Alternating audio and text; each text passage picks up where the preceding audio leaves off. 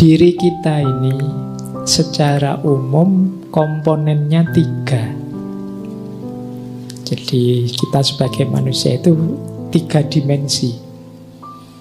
Yang pertama namanya jasad, yang kedua namanya hayat, yang ketiga yang paling dalam namanya ruh.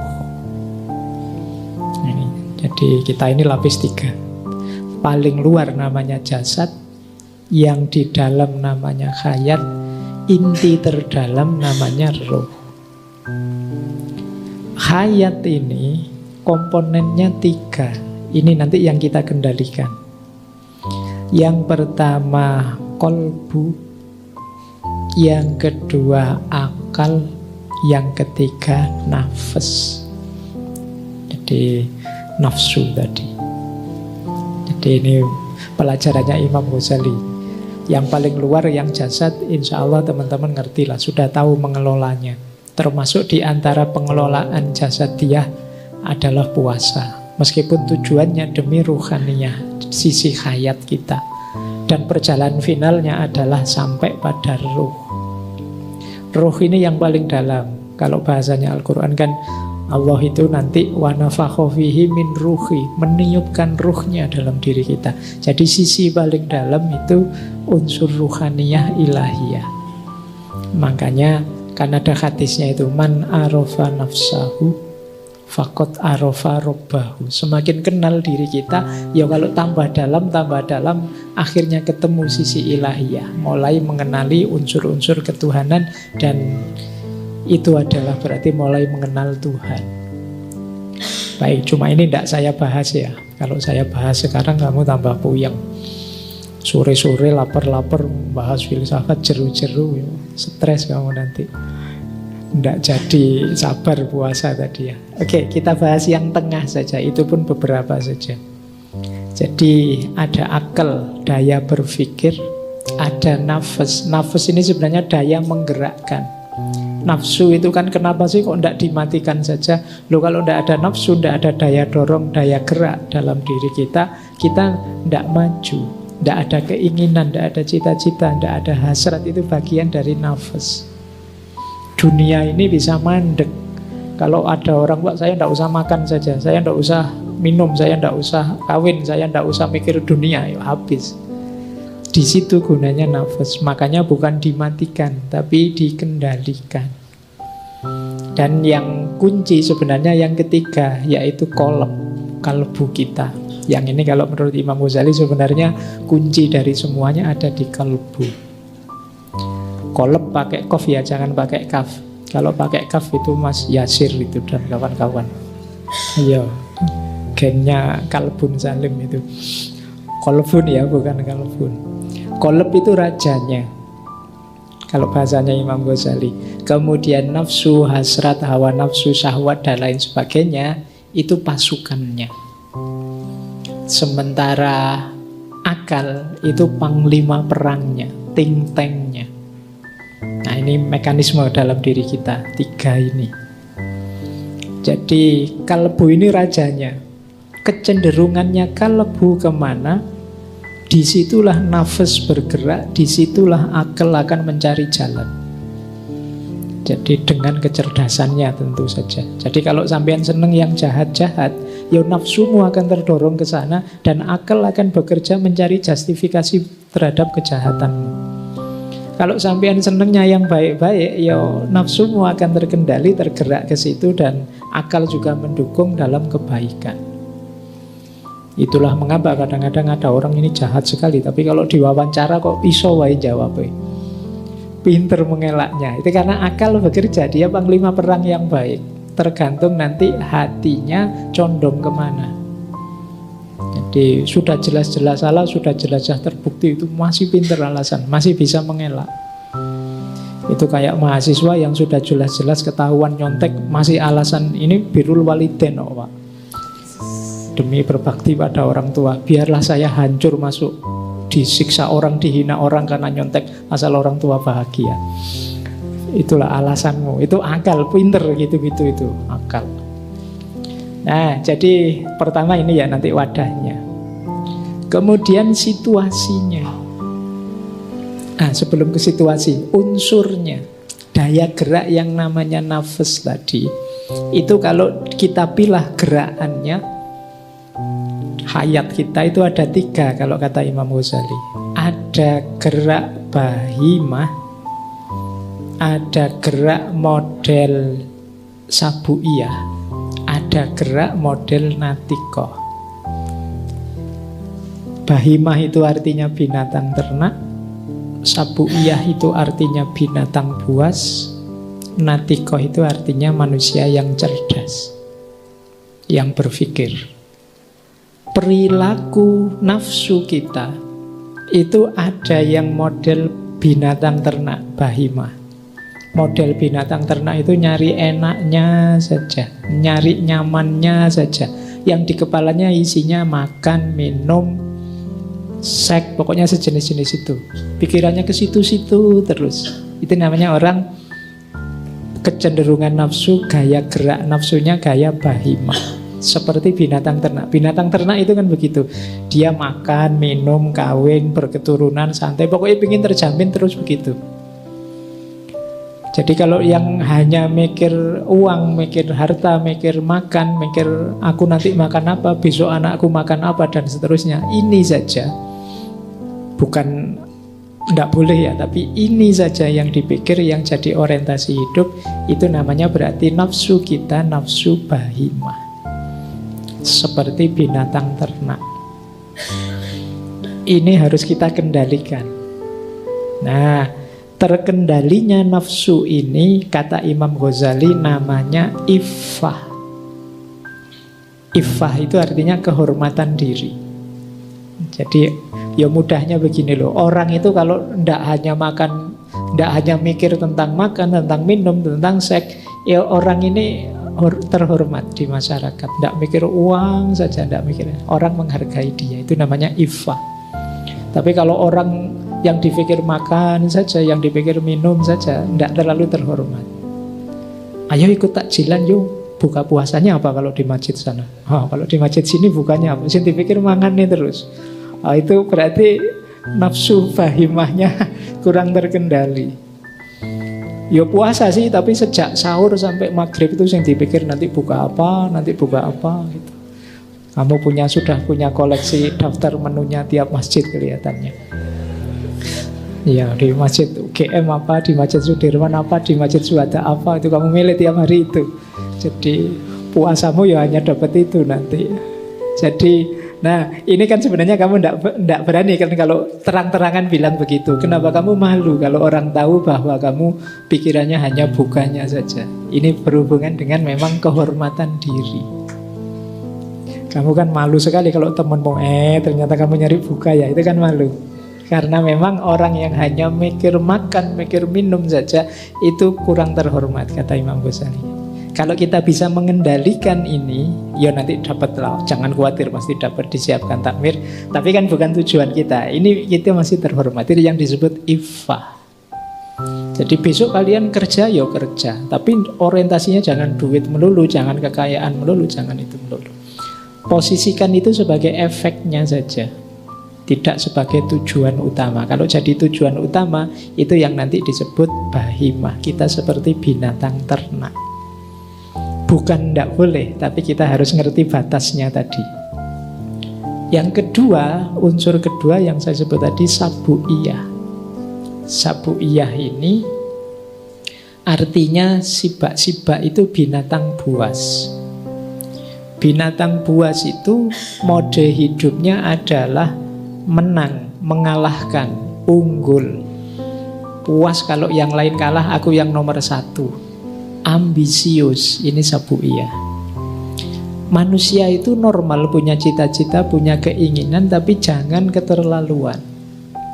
Kalau keterlaluan jadi sabuiyah ini. Kita seperti binatang buas. Visi dan misi hidupnya mengalahkan yang lain. Aku harus unggul nomor satu, yang lain harus kalah semua. Jadi bahwa kamu pengen jadi pinter oke, tapi pikiran yang lain harus kalah semua, itu negatif. Kadang-kadang kita bablas terus menghalalkan segala cara. Kamu punya keinginan pekerjaan mapan, jabatan yang tinggi, oke. Tapi kalau lupa batas, ya itu tadi, terus menghalalkan segala cara demi tujuan. Kalau di filsafat ada aliran namanya pragmatisme. Yang penting tujuan tercapai saja. Caranya gimana, ya monggo saja. Itu kalau tidak hati-hati terus kita milih jalan yang buruk. Ini kita mirip binatang buas. Kalau ketemu temannya yang dipikir dia ini IP-nya berapa ya, ranking berapa ya, lebih menang aku lebih unggul. Kalau merasa wah dia ranking 1, wah aku harus ngalahin dia. Pikirannya selalu begitu. Ini sabu'iyah nafsunya. Jadi ambisi apapun, ketemu kawannya, kamu sudah kawin? Sudah, kalah aku. Pokoknya mikirnya menang kalah. Atau kamu sudah kawin belum? Menang aku sudah. Nah, ini mikirnya selalu siapa yang unggul, siapa yang kalah. Nafasnya namanya sabu'iyah. Padahal sekarang kampus-kampus itu visinya unggul semua. Unggul dan terkemuka. Pengen unggul semua. Tidak ada kok kampus yang kita mengalah saja, yang penting. Jadi kita biasa saja, yang sukses alhamdulillah, tidak sukses kita tawakal. Tidak ada yang begitu ya, apa ambisius. Ya tidak apa-apa, asal ngerti batasnya. Jadi ini ciri nafas yang kedua. Jadi ini kalau terkendali, kalau tadi namanya iffah, yang kedua ini namanya syaja'ah. Syaja'ah itu berani. Jadi berani itu tengah-tengah antara nekat dan malas. Orang yang tidak punya cita-cita itu malas, tidak berani matok cita-cita. Pengen jadi apa, tidak tahu Pak, saya pasrah saja. Wong tinggal mimpi saja tidak berani. Boleh kamu mancang cita-cita apapun, setinggi mungkin tidak masalah. Baik, yang kedua. Yang ketiga natikoh. Natikoh ini daya kecerdasan. Jadi ini yang paling mending kata Imam Ghazali. Tapi hati-hati, jangan berlebihan juga. Kekurangan natikoh namanya bodoh. Kelebihan natikoh nanti jadi licik. Berlebihan. Apa-apa diakali. Pakai akalnya. Wah, puasa itu Pak, kalau maghrib sampai kalau subuh sampai maghrib tidak efektif Pak. Kita ini kan manusia produktif. Mungkin lebih efektif puasa itu maghrib sampai subuh Pak. Pakai akalmu itu. Kamu nyari enaknya saja. Tapi kan masuk akal. Masuk akal. Tapi ada aturannya apa-apa. Nah, ini natiko bablas. Jadi agak licik. Kamu nyari-nyari selanya biar enak, biar seneng. Wah, saya itu banyak dosanya Pak. Dosa saya sebagian besar saya lakukan di rumah. Kalau gitu depan rumah tak kasih patung aja Pak. Kan malaikat tidak masuk rumah kalau ada patungnya. Jadi aman saya di dalam, mau ngapain aja malaikatnya tidak tahu. Oke, itu pikiran. Bukan sering gitu main trik. Saya kan korupsinya 1 juta. Nah, yang 100.000 saya sedekahkan deh. Ini kan nanti lipat gandanya 700 kali. Wow, sedekahnya sudah berlipat-lipat itu. Jadi ya kalau saya 900.000-nya saya makan, aman lah itu. Masih surplus, saya dapat banyak. Nah, ini natikoh yang licik kalau berlebihan. Orang cerdas itu bagus, tapi bablas jadi licik. Nyari enaknya sendiri. Demi bahimah atau demi sabu'iyah, kadang-kadang kan orang kan di level natikohnya terus bablas, jadi licik. Nah, ini juga harus kita puasai. Natikoh yang tengah-tengah, yang pas namanya hikmah. Jadi hikmah itu ilmu yang pas, yang cocok, yang manfaat, yang sesuai untuk hidup kita. Tidak sekedar ilmu untuk ilmu yang kadang-kadang kita pakai untuk yang buruk-buruk. Tapi ilmu yang sudah menjelma jadi hikmah, yang dia sangat bermanfaat. Itu yang sering kita terjemahkan jadi kebijaksanaan. Baik, jadi ini unsurnya. Jadi nafas tadi yang dijelaskan Bu Ana, yang isinya luar biasa tadi, dengan bagaimana kita harus mengendalikan, bagaimana mekanisme kerjanya.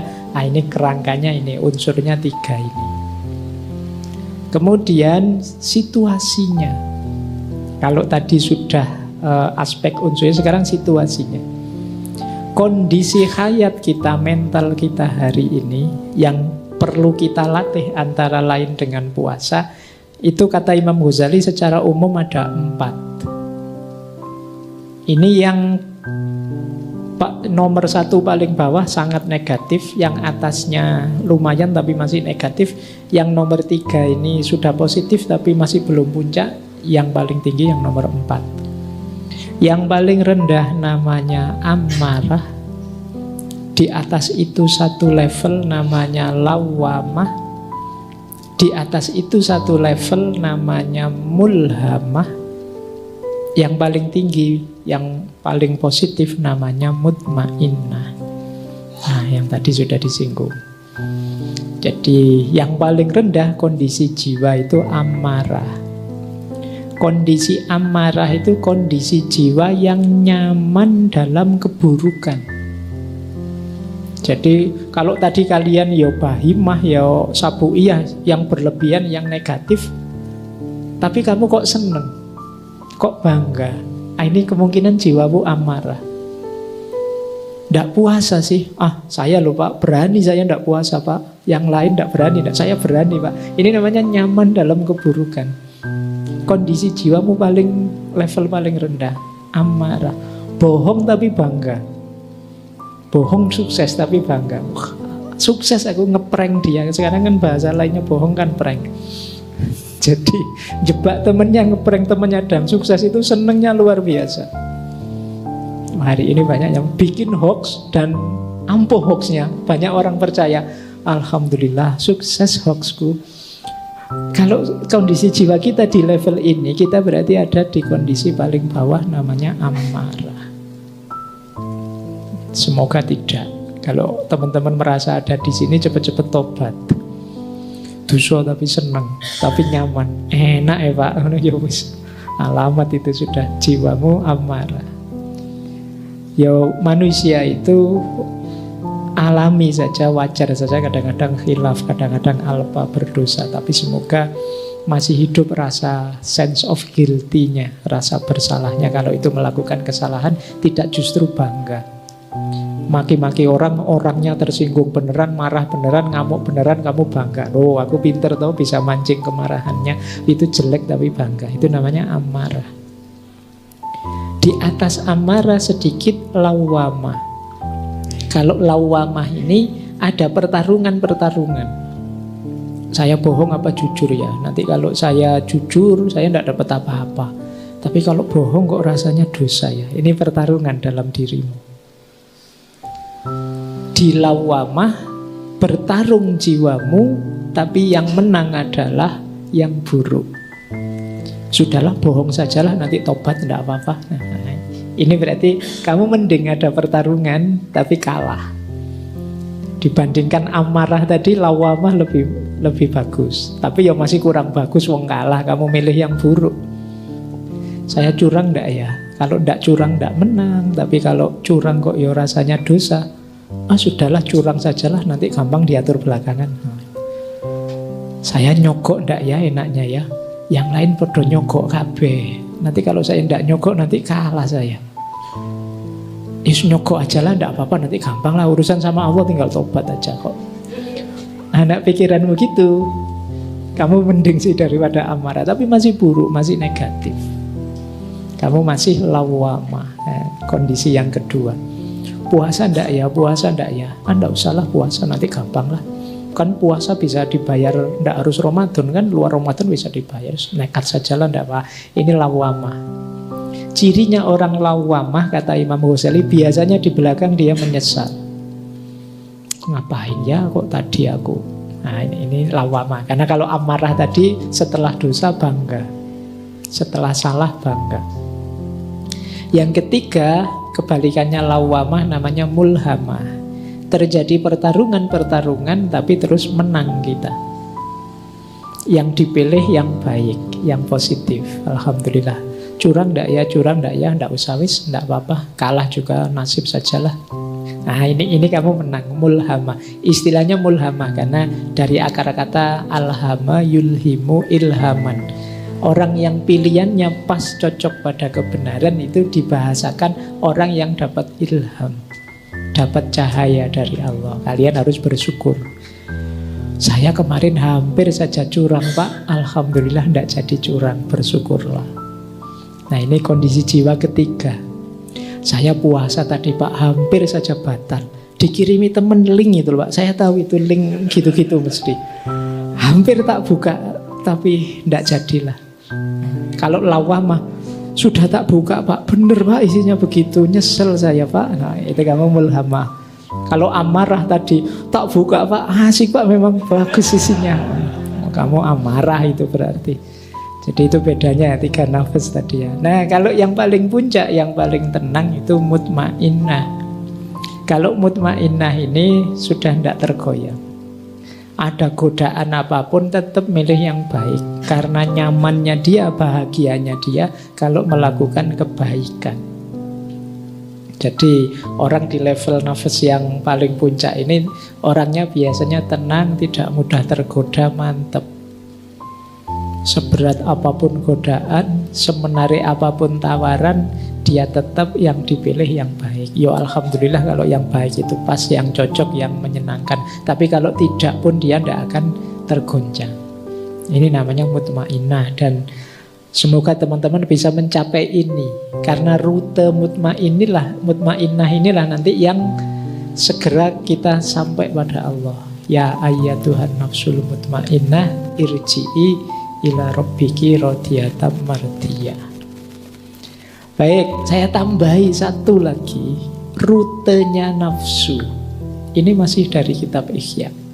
Kenapa kok kita diwajibkan puasa? Karena nafsu itu ternyata ada rutenya. Rute awalnya nafsu itu perut.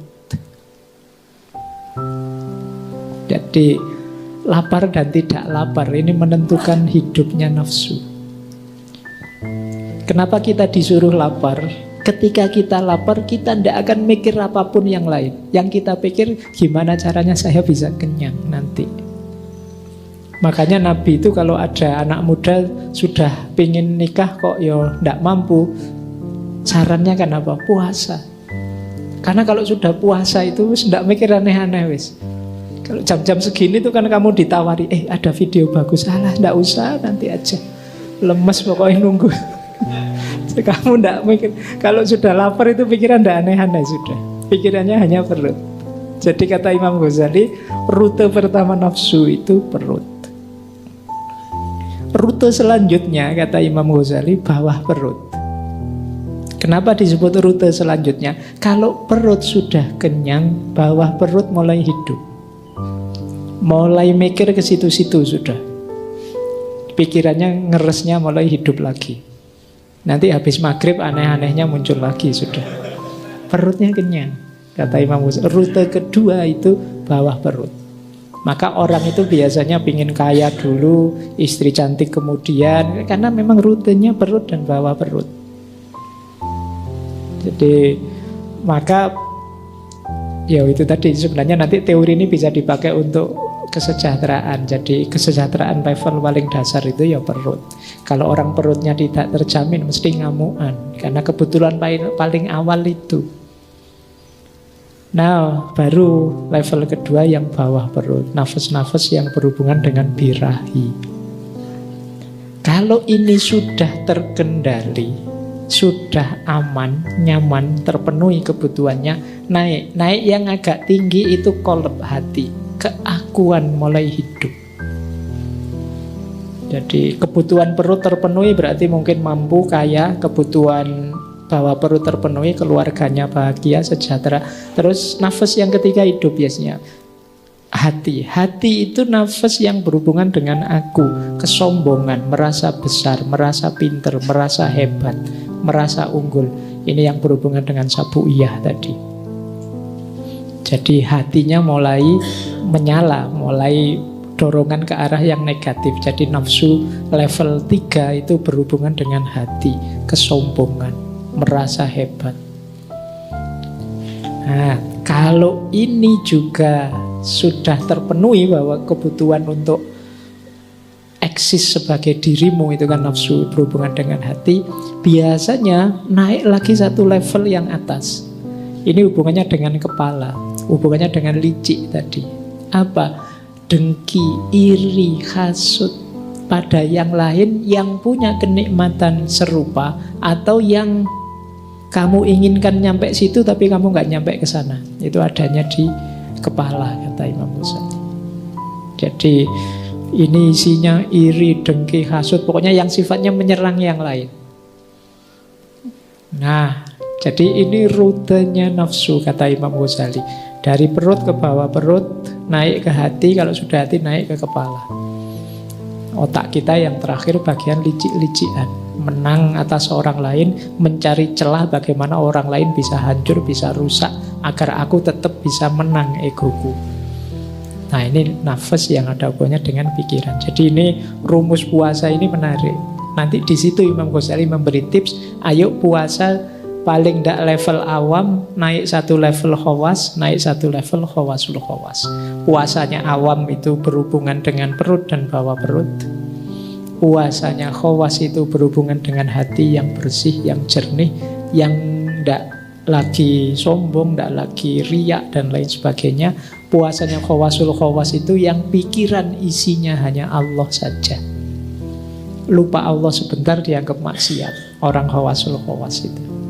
Nah, itu hubungannya dengan rutenya nafsu tadi.